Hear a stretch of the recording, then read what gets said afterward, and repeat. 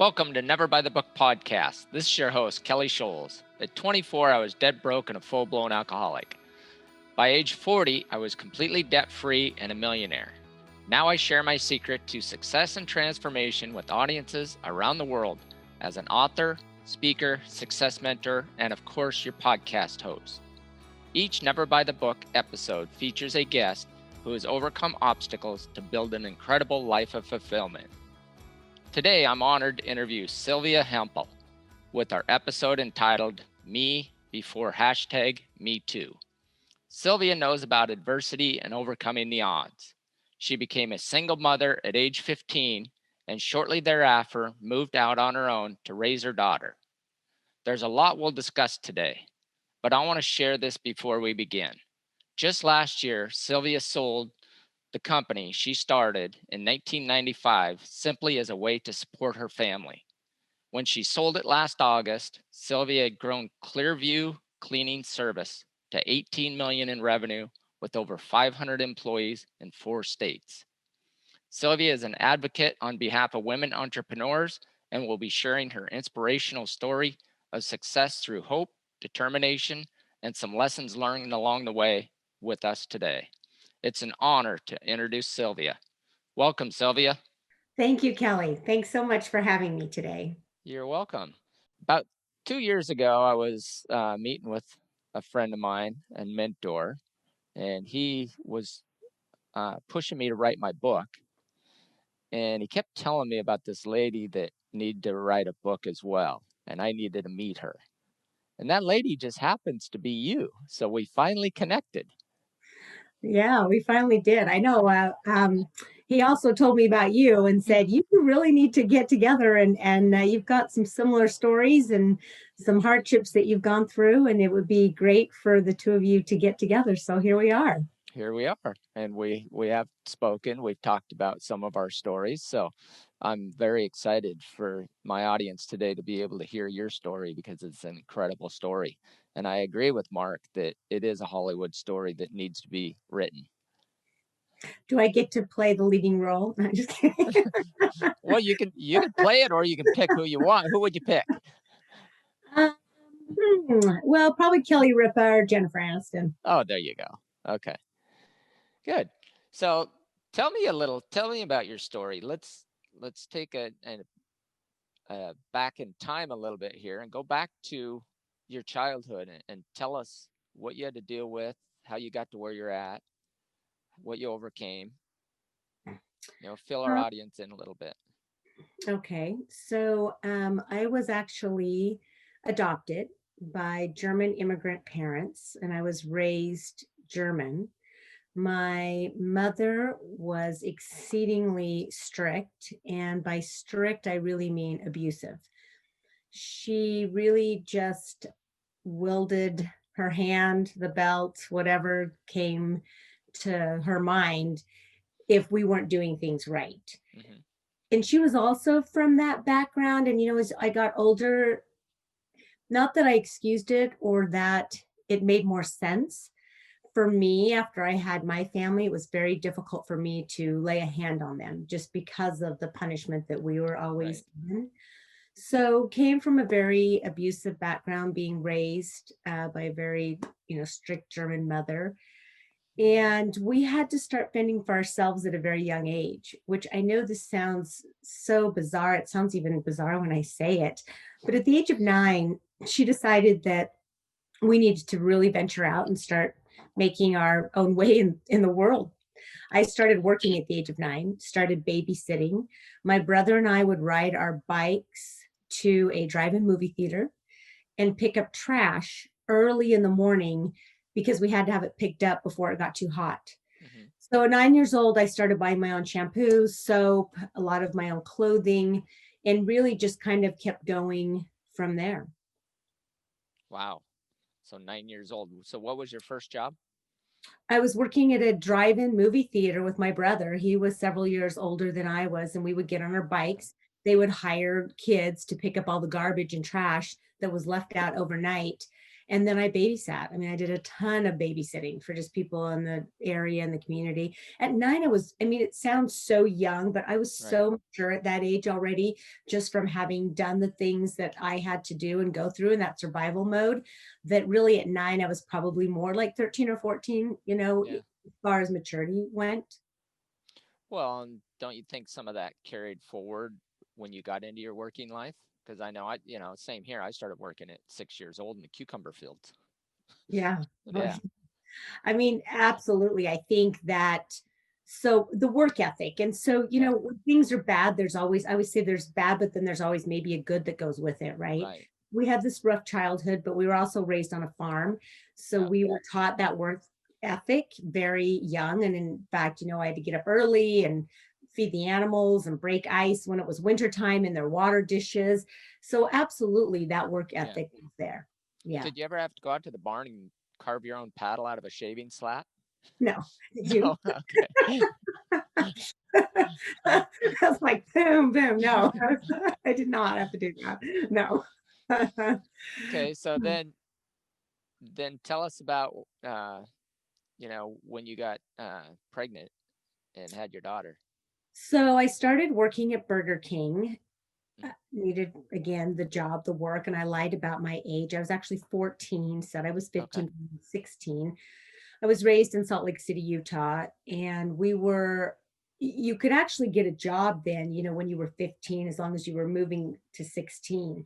So I lied, said I was 14. They didn't ask for any, birth Mhm. certificate or anything, and started working at Burger King. And I'd ride my bike down there. The district manager, who oversaw many of the different locations, to me, and it's something I've kind of had to come to peace with, really preyed on young girls. Asked me to start babysitting for him. That's how we kind of started forming that. He was still married, but then going through the separation. And his wife at the time was also very young. He had gotten her pregnant at 16. They had 3 Oh wow. children. Yeah. And so he would start asking me to babysit. Then got separated, but he really preyed on young girls. And Mhm. so really at the time that we had sex, I had no idea what sex was. I didn't even know. In fact, it was really interesting in my mind, which always comes to I didn't know what rape was. I was Oh raised wow. really sheltered. So I didn't know anything really about anything. Hmm. And I mean, I was a good student. School was important to me. And that was kind of my escape from my home life was school. So I really did well in the classroom and got along great with my teachers, but I didn't even know when someone talked about that. I didn't even know what that even meant. And honestly, till years later, even after I'd had my daughter, it didn't even occur to me that, wow, what really happened was statutory rape. I mean, he was Right. 28 and I was 15. Wow. So I'll bet you've had conversations with your daughter a little bit more than what your parents had with you, huh? What's interesting, I think, about going through adversity, and yes, Hmm. that's absolutely true. I mean, I was probably the overprotective parent. You can have friends spend the night at our house, but you're not going to anyone else's house. And, just Yeah. really very protective, probably to the extreme. I'm sure she would say to the very extreme. Right. And with my boys as well. I don't feel like it was just, with her. I think it was with them as well. I didn't want them having the experience that I had gone through.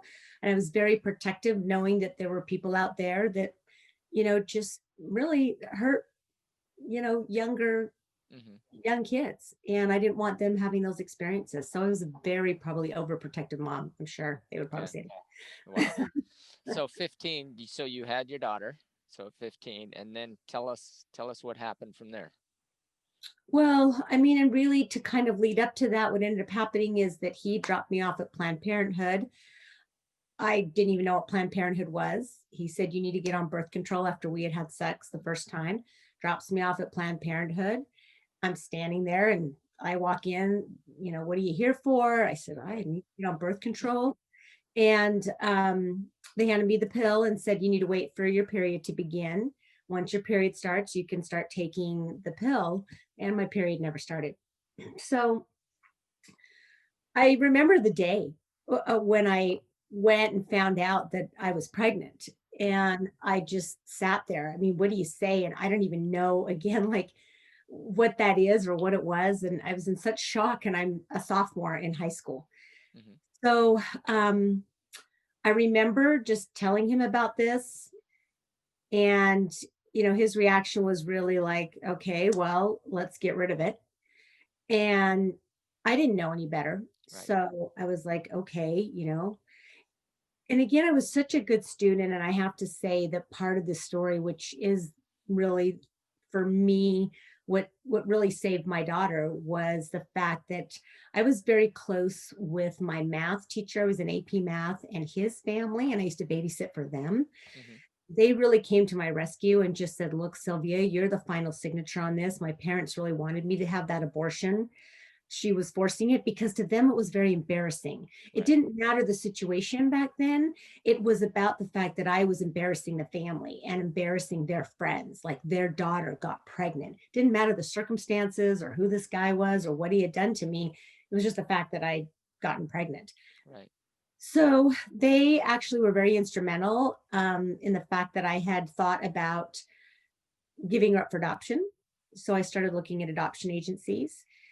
And right before I was going to give birth, a month before I was going to give birth, my mother decides that she wants to keep and raise my baby. And all I just remember is, are you kidding me right now? Right. Because I thought my life was just going to move forward. I'm like, okay, that's great. I'll have this baby. I'll give Jessica up for adoption. And then all of a sudden, there's another cog in my wheel that's thrown. So I went and met with these friends of mine, the math teacher and his Hmm. wife, and they got me in front of an attorney. And he just said that, yes, since I was not an emancipated minor, she had the right to adopt Jessica. And at that point in time, I decided, okay, well, that's not going to happen. And so I kept her. I kept my daughter. Wow. So 16, you have your daughter. Hmm. Yeah. Then, And then 6 months later, I moved out. My dad actually came to me and said, I think you need to leave. My mother was starting to become very aggressive and rough with Jessica. I was going to school. I'm working 3 jobs, trying to just keep up. hmm, And I ended up sleeping on the floor of a friend's house with her for 2 weeks till I was able to secure an apartment. And one of my friends' moms, I had only a couple of friends back then yeah. because I was just busy working. And really, I was super shy as well. I know that's so hard to come by right now, but all through grade school and junior high and high Hmm. school, I was exceedingly shy. So I had a couple of friends, and one of the moms said, look, we'll sign as a co-signer because who's going to rent a place to a Right. 16-year-old with a baby? And I didn't know what welfare was or how do I get help from anybody. I just thought, I need a place to go. I need a place to stay. And I've got to pay rent and I've got to food. I've got to feed my baby. And I wanted to go to school. So those were like super important things for me. Hmm. So I moved out, slept on the floor of a friend's house for 2 weeks and had a bottle and a blanket. And that's how we moved out. I mean, Wow. really homeless. I mean, homeless Yeah. actually. Now you said you were working 3 jobs. So what were you doing at that time? So I went to waitressing. I started waitressing and then I worked cleaning houses for people in my spare time or like on the weekends. I would, clean people's Hmm. homes. And then I did some work at the school where they were just would pay me. And when I went into college, I worked in the school at like student, work release or what they used Hmm. to call that. Yeah. So I did some of that. Okay. And then you did end up going to college. I did. I graduated with my class. And again, thankfully, school and reading and books and learning has always been super important to me. And I remember the day that I had Jessica, which was such an instrumental moment for me, where I just held her in my arms and I just thought, I want her to be proud of me. Hmm. I don't even know why at 16 that would even come into my mindset. But I remember I just thought, you know what? I want to be that mom that you will forever be proud of. And I knew that I had to forge that path. And again, with the help of some of my teachers, I have to say, teachers changed my life. Hmm. They were amazing because my parents weren't any help at all. In fact, I didn't speak to them for 5 years after I moved out. And so I ended up applying for scholarships. I graduated with my class. I was in the top like 10%. So I was able to get financial aid and some scholarship. And I went to Westminster College. Okay. What'd you do there? Well, I always wanted to fly. I always wanted to fly jets. I remember from when I was the one, like, well, I mean, there were some good memories, but the one memory I had was that when my parents would fight, my mom would load us up in our station wagon and take us to the airport. And back then, there wasn't all these, security gates and guards and railings. So you could actually sit at the end of the runway. We'd sit there in the station wagon and we'd watch these jets take off.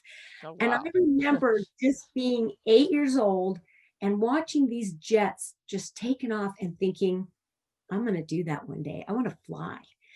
So I went to Westminster College and they had a program in aviation management. So I got my degree in aviation management. And I was also ROTC options. So I did aviation with ROTC.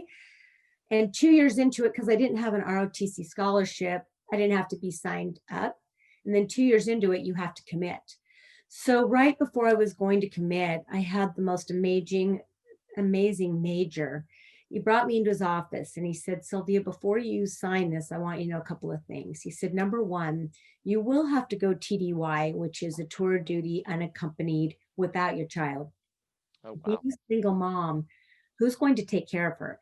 Yeah. Because he said, it's not if, it's when. You will go. And have you thought about the fact that you will have to leave her? He knew about Jessica. Yeah. For a minimum of a year if you get deployed. And then the second thing is I was too short to fly. So I was too short to fly jets because I'm only 5'1.5". Oh, wow. And the requirement is 5'2". So they would have waived that, but you have to have the arm reach, the leg reach. There's all these different things. I couldn't get the rudders. So the FAA was Couldn't put some offering. heels on? Yeah, right. I mean, I could have. Yeah. I would have. I mean, really, I have to say, when I talk to people or when I do a lot of my speaking engagements, I always tell people, look, you know what, in life, sometimes you have to shift. Things aren't always the way you want them to be. So I've had to just shift twice, right? I mean, I didn't expect to get pregnant and have a baby. That was a big shift. And then again, my dream of becoming a pilot, okay, now I have to shift again. It's not going to happen. And I could have gone private. But the problem with that for me was that I just didn't have the funds. I didn't have the money to go private. So the FAA was offering a program for air traffic controllers, and they were really trying to get women involved in the program. So I was one of the first women that kind of, started forging that path. And I went into working with the FAA. I had an internship with them at Salt Lake Tower, and then they sent me to Oklahoma City where I passed the school. And so for almost a decade, I was an air traffic controller. Okay. So it was a lot of fun, like So playing video games. Can't fly planes, you'll tell them where to go, right? Exactly. Which actually ended up being a lot of fun. It really, I loved the job. It was great. Yeah, it was a great job. So, okay, so you're in Boise now. So tell us how you get from Salt Lake City to Oklahoma, you said? Mm-hmm. To Boise, Idaho. Yeah, so Salt Lake was where I was raised and then went to school. The FAA Training Academy is in Oklahoma City. It's a 50% washout rate. So 50% of the people that they send down there never make it past the program. It's grueling. And I'm doing it with a baby in tow. So Jessica was 3 at the time that I got sent to Oklahoma City. And I had to bring her. Most people don't bring their families or they're single going, because they're younger going through this training, but they don't bring their families. And I didn't have a choice. So again, not only am I trying to go through this school, I'm trying to find daycare and babysitters, and the schedule was erratic. And, I just worked almost like twice as hard as everybody else. Right. For 2 reasons. Again, I did not want to not finish or succeed at this school, because in the back of my mind, I thought, then what am I going to do? And it was so fear-based for me that I thought, I can't fail here. I have to make it through. So when I graduated, my first assignment was actually Pocatello, Idaho. That's what brought me to Idaho. They send you then to different airports throughout the country, and you can kind of put your first few choices. Hmm. So, I mean, Pocatello was not my first choice. No offense to anybody from Pocatello. No offense. I love it. It's a great place. I wanted to go to Aspen because I love to ski. So I put Aspen as my Yeah. first choice. I got Pocatello. So, but it's Second fine. best, right? It was great. Exactly. And so after being in Pocatello for a while, in order to career progress, I put in my paperwork to come to Boise. And then I was hired in Boise as an air traffic controller. So Okay. that's what brought me to Boise. That's what brought you to Boise. So you get there as an air traffic controller, you got your daughter. So how does Clearview Cleaning come into play? Right. Here's another shift in my entire life, right? And who would have known I just really wanted to be an actress, I wanted to be A pilot, an actress. pilot and actress. So I got married to an air traffic controller. I was single till Jessica was 12.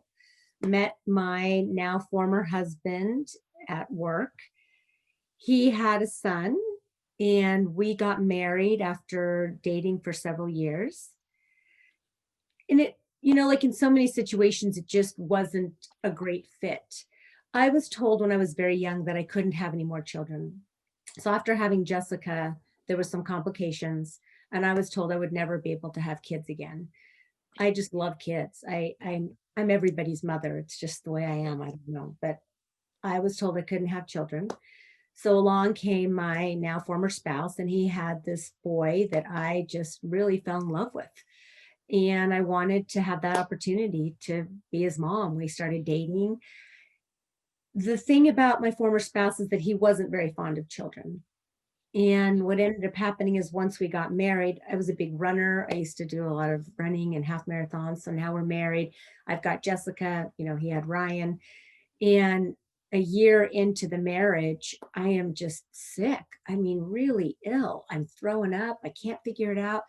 I had a running girlfriend. I said, I don't know what's going on. And she says, well, you're pregnant. And I'm like, yeah. I'm like, well, yeah. I go, well, there's a miracle. I said, because I have one ovary and I can't get pregnant. And I've had 3 doctors tell me you'll never have kids. And I'm not on birth control. And she's like, I'll bet you're pregnant. So we ran down to the nearest store, grabbed a pregnancy test, went back to her house. And sure enough, I was pregnant. You're pregnant. So I'm thrilled. I am on cloud 9. And much to my dismay, my former spouse was not. So it really put a real big strain on our relationship and our marriage, because I'm thinking this is my miracle. Hmm. And he's thinking this is not what I signed up for. I didn't want kids in the first place. We've already got the 2. I don't want any more. So shortly after that, I decided that since I can't have any more children after my son was born, I wanted to adopt. So here I Okay. am. Here I am married to someone who doesn't want children, and he's married to someone who really loves kids. It just wasn't a really good match. But at the time when I got married, I thought it was because I thought I couldn't have any more children. So I thought, well, Right. that's fine. We've got the boy and the girl. It's great. So we became foster parents. And as we separated, Travis came into our life, well, into my life. And he was my foster son. And when we divorced, I took full responsibility for him, and I adopted Travis when he was 4. Okay. So now here I am getting divorced, and Parker was 5, Travis was 3 going on 4, and I didn't have a job. So once again, I'm faced with this situation, and my ex-spouse pretty much said, hey, you know what? You're on your own. I'm not going to help you out here. You're on your own. And he still had his career, but I had given up mine. Okay. So I had given up my career to be home with the kids and be a stay-at-home mom, and I couldn't go back into air traffic.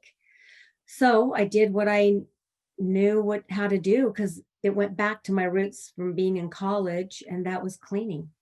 So I started cleaning, and I started the company right as we were starting to separate and divorce. So it was formed in 1995. the divorce did not become final until 2000 because back then they didn't let single parents adopt children. Okay.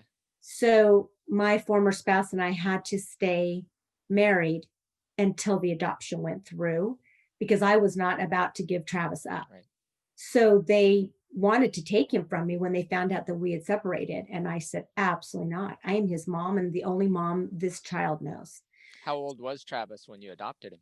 He was 15 Okay. months when he came. So he's Okay. 15 months when they brought him as my foster son, and Oh, wow. 4 when the Okay. adoption was finalized. Okay.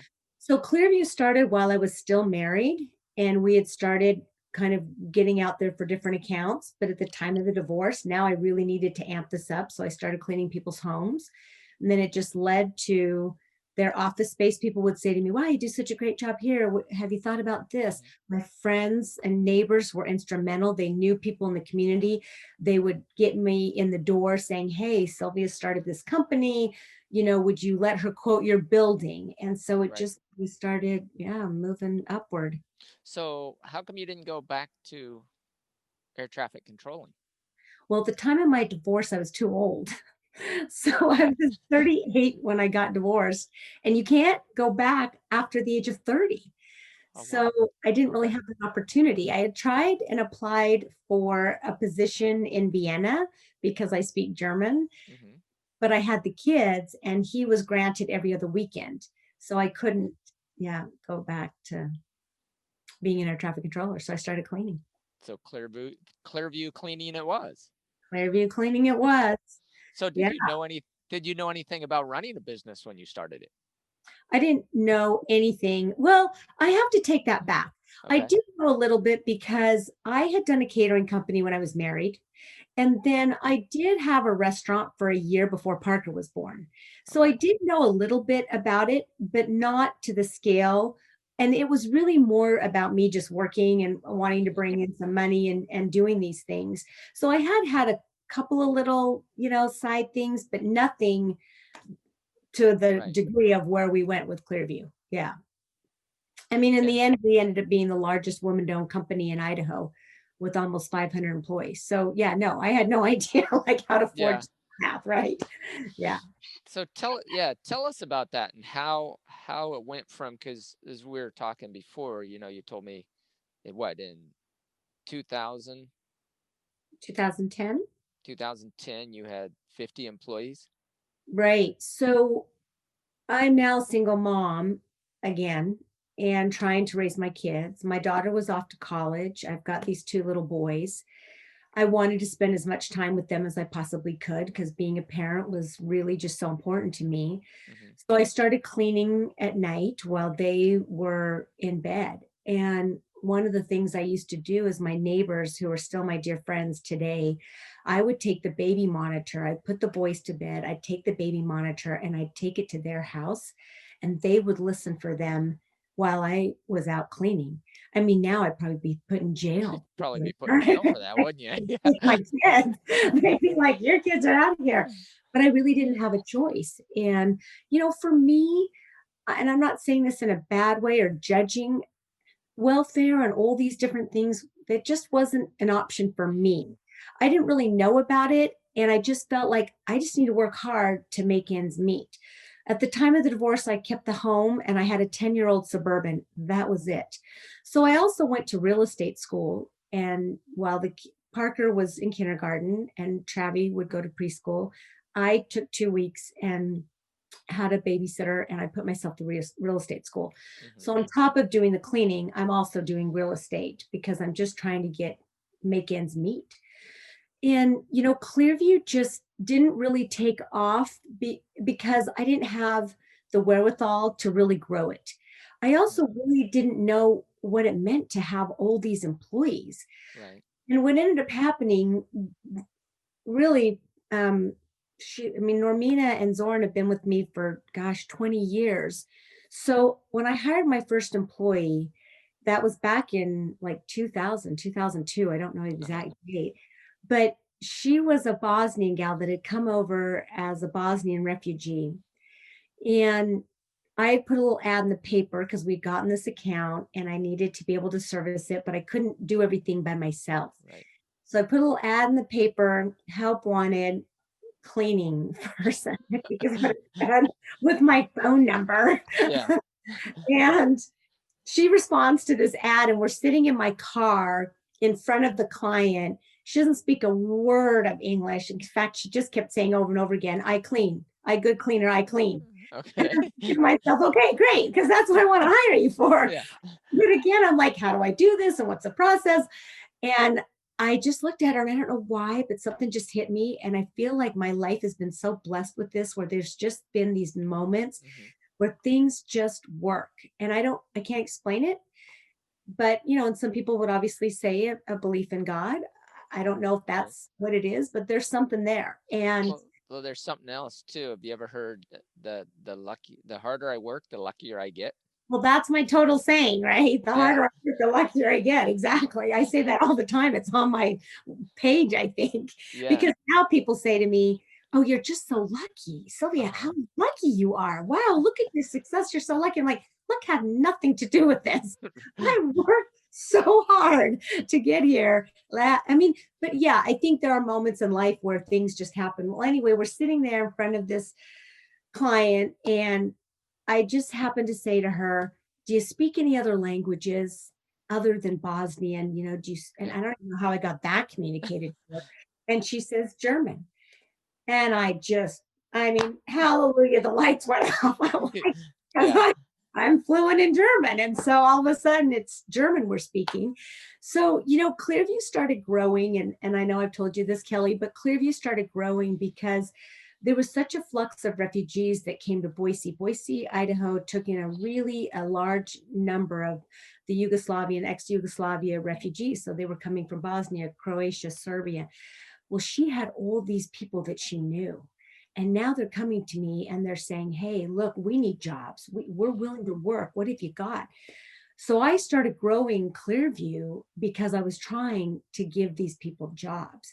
Right. But I was really stifled in the sense that I also wanted to be a mom. And so, my kids were active in sports, and Travis, my youngest, had learning disabilities, and we had to take him into rehab for fine motor skills, and he needed extra help with school. So it was just, and by 2010, after having the company for 10 years, we were doing okay. We were doing good. We had 50 employees. We're making a nice living. It's fine. I was still doing real estate, you know, and so things were still moving along.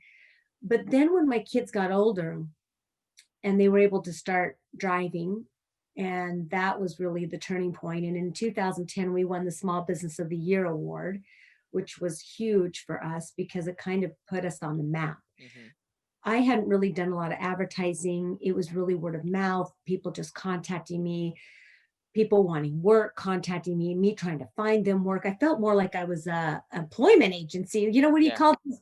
What do when they're partnering? It's like, it's not like I had all this work pouring in. It was like I had all these people pouring in. Right. And I thought, oh my gosh, I've got to find these guys work because they're struggling. So it really became this, let me fit these employees with this client. And I Okay. think that's what really built our success, is that we had such a niche company where it was very important to me to make it a win-win, not just for my clients, but for my employees.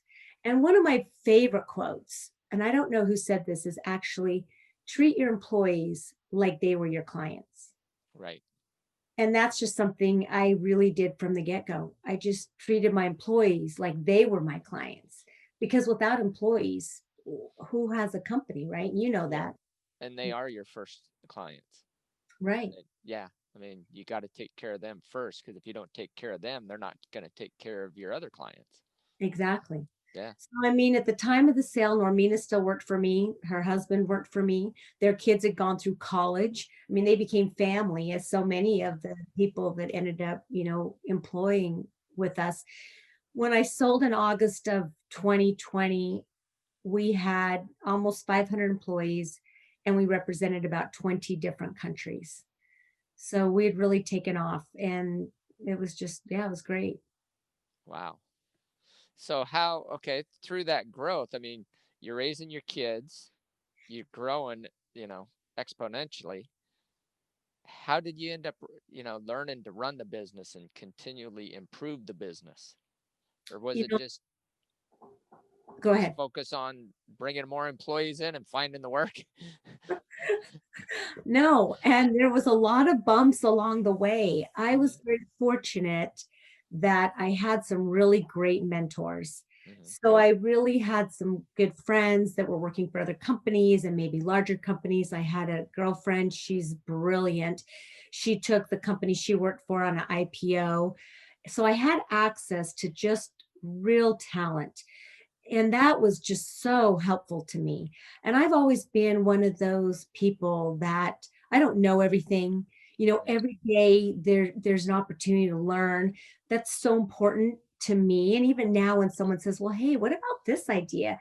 I never poo-poo that. I think, well, that might work. right. So I was really fortunate in the sense that when we were smaller growing, I had people and surrounded myself with people that I could go and bounce questions off of.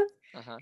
And I know that now, as I mentor others, there are people where they ask you for help, and I'll say, "Well, this is what I see, and I think you might want to think about moving in this direction." And immediately they're like, "Oh, yeah, no, I'm not going to do that." And I just Right. say, "Okay," because I'm like, "Well, what do I know?" Right? I just built this multi-million dollar Right. company. But so when I was meeting with these people, and I had one, so my girlfriend, for instance, she was just unbelievably smart and talented, and Mhm, I would bounce things off her.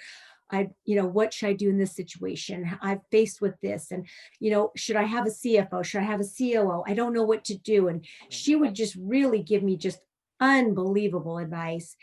And then I had presidents of different companies as I started growing, and they were also my clients. They became Mhm, my friends.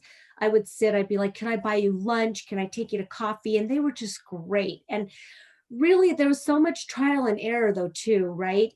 There were things we right. did that if I went back now, and I'm sure you know this too, Kelly, with growing your big company, that you'd look back and go, "Oh my gosh, what was I thinking when I did that?" You know, Yeah. and if I did it today, I'd do it completely different. But sometimes you have to learn by making mistakes. Yeah. Have you ever heard of Dan Sullivan? Dan Sullivan? I Yeah, don't he think. runs Strategic Coach. Okay, no. So he's a business coach. He runs Strategic Coach. It's based out of I believe LA. One of my friends is a client of his, and he's got some of the most powerful people in the world that he coaches. Mm, And somebody was asking him one day, what's the difference between a person who makes $100,000 a year and a person that makes $1 million a year?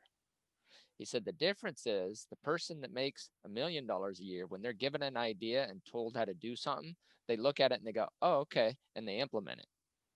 The $100,000 a year person looks at it and goes, well, I think I can change this and this and this. And they change everything. yep. Yeah. I mean, and really, that's 100% of what I agree with. I think that not every idea that everybody gives you is something that you have to implement, Right. but I think you have to have that openness and that willingness to hear what somebody has to say. And I'll tell you, one of my biggest pieces of advice when I was just really starting the company, because I'm so ADD that my mind's always like, "Oh, I should do this. I mean, yeah, I'm like all over the board, right?" And one of my friends said to me, "Look, Sylvia, why don't you just focus on the goose that's laying the golden egg?" Yeah. And it never left. See, that statement, I can still tell you today who said it. I know exactly where it was. And it was when we were still kind of on the, precept of moving up, Mm-hmm. because I thought, "Oh, well, I could go into selling cleaning products and I'll label this. And oh, I had this great idea and invention for this mop and all this stuff I wanted to do." And he was just like, "Sylvia, bring it back home. Yeah. This is where you need to be, right here." And he was so right. And every time I tried to deviate or thought about deviating, all I thought about was what he had said to me. And I thought, yes, stay the course, stay Yeah. the course. This is what you do. So just really had great people. Like in high school, what I talked about, were my Right. teachers. They were such great mentors to me. And then as I started growing the company, it was really all these company owners or presidents of companies, or just maybe they weren't even in the beginning, they were just friends that just said, Right. "You want to think about doing this." And I didn't know any better. So I thought, okay, that makes sense. And again, some ideas worked and some didn't, right? Well, and that's the thing is, no matter what you're going through, if you reach out and you find the right person, I mean, everybody's been through what we've been through. Mm-hmm. We're not the first ones. Right. So it's reaching out. It's fine, and anybody that's listening, if you're dealing with anything or have dealt with anything, I mean, reach out to Sylvia, reach out to me. Mm-hmm. We've been there. We've had mentors. We didn't get through it on our own. We got through it by reaching out and asking people for help. Yeah. And I'm an avid reader too. Yeah. I mean, anything I can get my hands on. I mean, I didn't know how to strip a floor. I didn't even know how to strip a floor. I mean, cleaning a toilet's one thing, but Yeah. I remember when we got our first big client and they just had tons of VCT tile and we had to strip a floor. And again, I had this phenomenal, he ended up being my COO in the end. Mm-hmm. So my first sales guy that they gave me when I first started, they give you a sales guy, right, to buy your Right. cleaning products from. And I'm over here going, well, can I get one mop and a can of glass cleaner? Right. He was so nice and had already been in the industry for so many years. But, he never looked down on me. He never acted like, oh, she's not, going to amount to anything, or I'll never make any money or commission off of her. Right. And we got this big account. It was the Idaho National Guard. And I had to learn how to strip floors. And all I remember is I called him and I said, look, Mark, I don't know how to strip a floor, and I'm supposed to do all this floor. And he said, okay, let's meet on a Saturday. You come out, bring your guy. I had one guy that was doing it at the time with me. Right. I'm going to teach you guys how to do this. And he taught me how to strip and wax the floor. And he was my first sales guy right when I started the business. So 25 years ago. And in the end, the last 7 years, I ended up hiring him. I kept, Oh, wow. because I was growing, I kept saying, Mark, I want you to come work for me. And he kept saying, you can't afford me. You can't afford me. You can't afford me. And finally I was like, Mark, I can afford you. Come and work for me. So yeah, he was the COO of the company as we sold, and he's now retiring this year, but just we had a long history and just really, again, so helpful, and so many things that he brought to the table. As I was growing, I could lean on him and just say, hey, what about this? So it was a great working relationship and just very lucky to have him on my team. Yeah. Wow. So And now all the kids are grown, all the so kids here are I grown. am. Yeah, So what's next for Sylvia? So what what made you decide to sell? that's a great question, Kelly. You ask really good questions. Well, I realized we were back at that pivotal point in the company.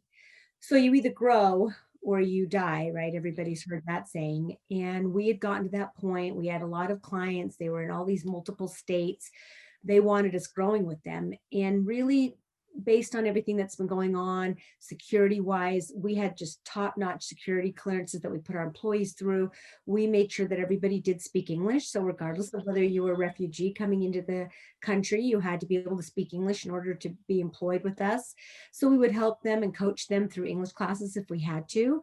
But what ended up happening is I had a lot of companies reaching out. We're now hitting radar, right? Mm-hmm. And I remember again, a friend of mine said, there's three kinds of fish in the ocean. There's the small fish, the medium fish, and the big fish. Yep. Nobody bothers the small fish. So as long as you're a small fish, nobody really cares. You do your thing, little tiny fish, they move along their way, right? It's the medium fish that you don't ever want to be, because the big fish eat the medium fish. Yeah. So you either become a big fish or you stay a small fish, but you don't ever stay a medium fish. And we were a medium fish. So I either had to take us into the shark tank, move into that pool of water, or I had to sell. Yeah. So we had this company that came forward, and we had a lot of companies that started looking at us and to really move us. And had this have not worked, if this merger had not worked, I would have scaled up. And that was the only choice I had. I would have scaled up. Yeah. I would have taken us national. We would have had to. Yeah. So now that you sold, what's next for Sylvia? But instead I sold. I'm so happy. Well, I'm still working for them as a consultant. So the company that purchased us, KBS, they're a billion-dollar company. They're national. They're the second largest commercial cleaning company in the United States. And I've been retained as a consultant for them, which is great. I love that. And I love the fact that I can still kind of dive in and help them with growth and sales. And I'm hoping to maybe expand their medical team, which I really would like that opportunity to move that forward for them. We were very heavy in medical, and it's really what I like doing because it's such a different animal than any other type of cleaning. It's such a specialty niche. Okay. I want to do a lot of golfing and a lot of surfing and skiing. I keep being pushed into writing a book. I don't know by who, but Yeah, come on. What's going on with that? but yeah, so there's a lot of opportunity. I think for me, what's really resonating right now is the fact for the first time in my life, I get to actually decide. Right. So I never really got to decide, right? I didn't decide to have a baby. I didn't decide not to be a pilot. There were all these things. Mhm. I didn't decide to have a cleaning company. It just was necessity. And so now I get to pause, which for me is just a beautiful thing, and just kind of say, yeah, what's next? And what does next look like? And I don't need to rush into that. I get to take some time to really think about what's next. Something I really talk a lot about when I'm doing my financial coaching is if you pay attention to your needs now, you can have what you want later. Hmm. And it sounds like you did whatever you had to do to take care of your needs and Exactly. and your family's needs. Yep. And if more people would focus on that, they can get to where you're at or where I've gotten to. I agree with you. And I've heard you say, and I've listened to some of your seminars and some of the financial advice that you give, Kelly. And it's so in line with where I'm at. I mean, I have no debt. I never had credit card debt. Yeah. I live within my means. I actually live below my means. Yeah. And again, I read this book actually when I was 18. I recommend it to anybody listening. And I don't know if you've heard of it, but it's called The Richest Man in Richest Babylon. Man in Babylon. Yeah. And if you apply those principles of giving, of saving, of putting away, and then, paying yourself and then moving forward, I just really live by that. And it's interesting because my kids all live by that. They're all debt free, they don't have any debt, and they're all very successful.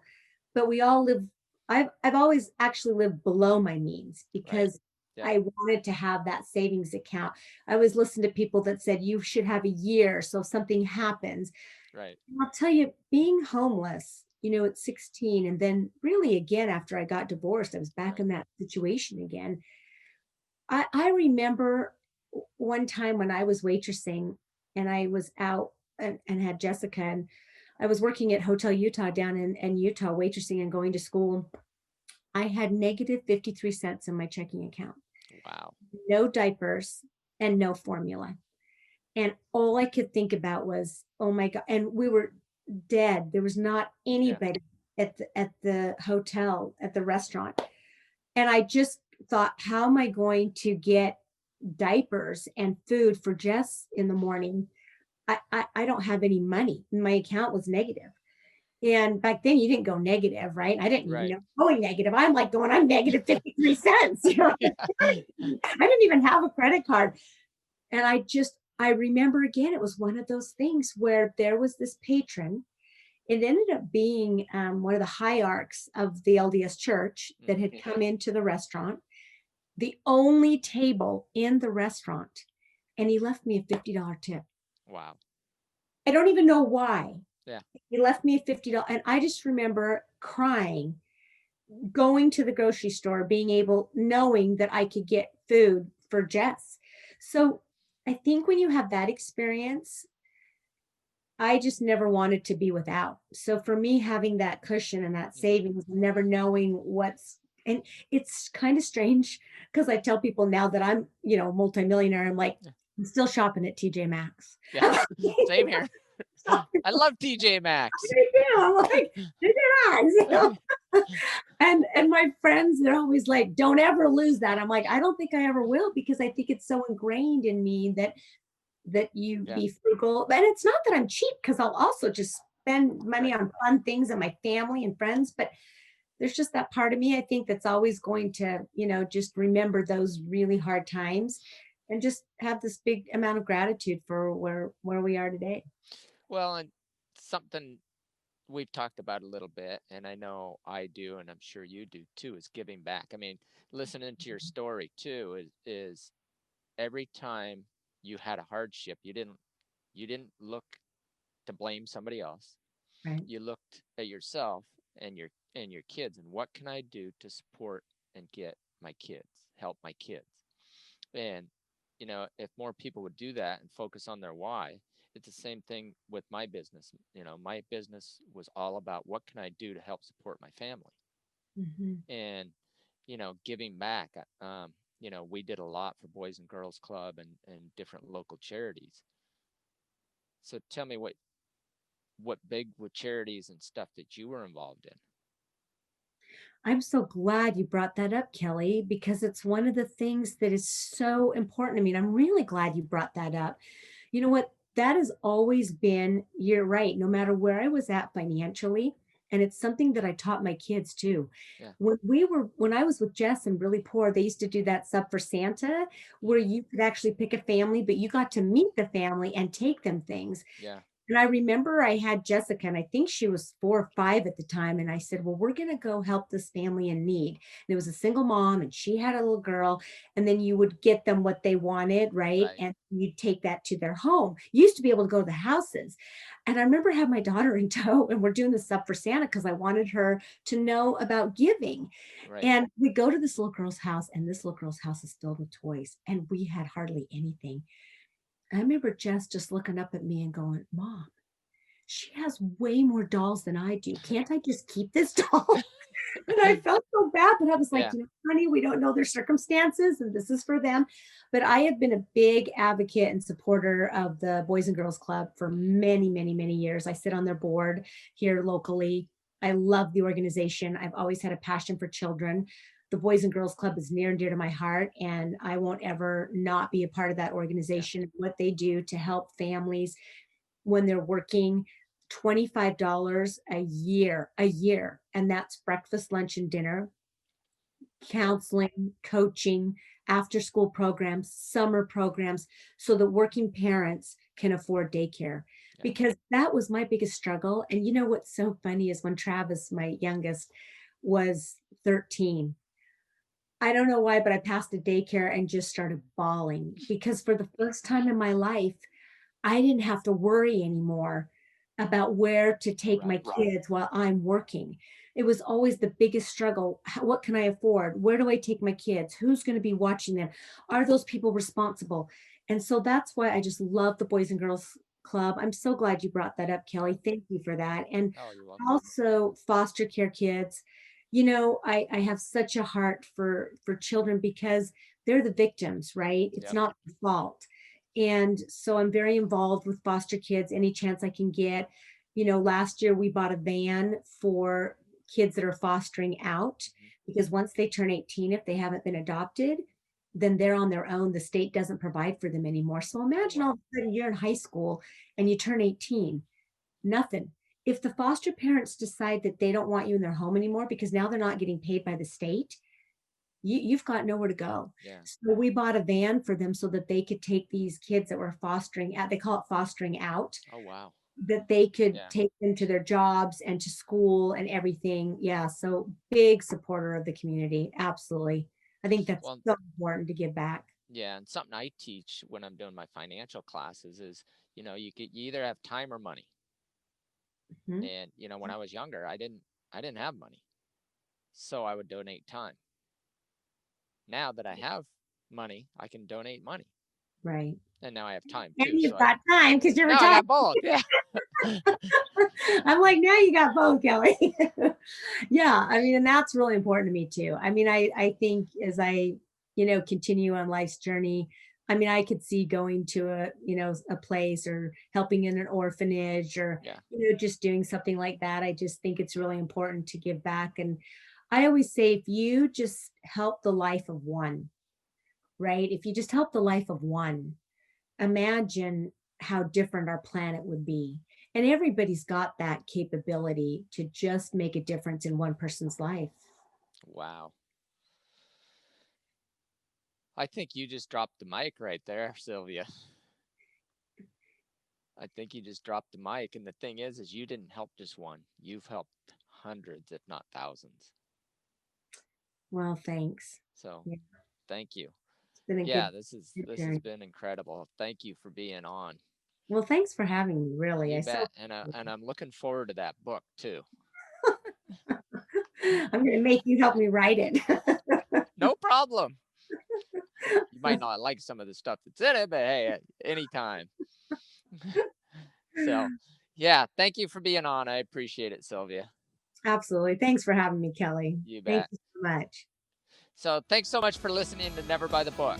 Share it with someone you care about. And don't forget to subscribe through your favorite podcast app so you'll never miss an episode. As we close today, remember, if you're not doing it by the book, it just might mean you're on to something great. Until next time, be great.